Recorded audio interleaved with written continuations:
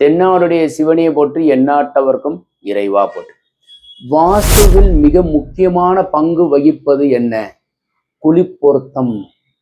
குழிப்பொருத்தம்ங்கிறது என்ன? நாம வீடு கட்டும்போது மனையை தேர்ந்தெடுப்பது, திருமணம் செய்யும் போது பையனுக்கும் பொண்ணுக்கும் 10 பொருத்தம் பார்க்குறோம் இல்லையா?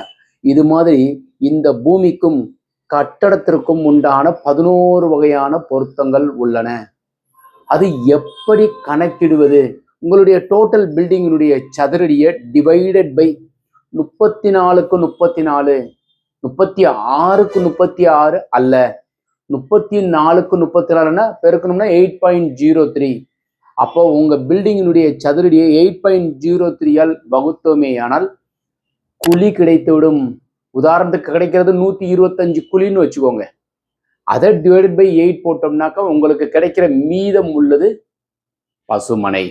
அப்ப என்ன மனைங்கிறது எப்படி தேர்ந்தெடுக்கிறதுங்கிறது, 1 மீதம் வந்தால் கருட மனை, 3 மீதம் வந்தால் சிம்ம மனை, 5 மீதம் வந்தால் பசுமனை, 7 மீதம் வந்தால் யானை மனை. இது மாதிரி கணக்கிட்டு உங்க வீட்டிற்கு உண்டான அமைப்பு செயல்படுவது சிறப்பு. அதை விட முக்கியம் அந்த கட்டடத்திற்கு உண்டான வயது குறைவில்லாமல் 45 ஆண்டுகளுக்கு மேல் இருக்க வேண்டும். ஸோ அப்போ அவசியமாக குழிப்பொருத்தம் பார்த்து வீடு கட்டுவது சிறப்பு. இந்த தகவல் உங்களுக்கு பிடித்திருந்தால் லைக், ஷேர் பண்ணுங்க, கமெண்ட் பண்ணுங்க, சப்ஸ்கிரைப் செய்து வைங்க. வணக்கம்.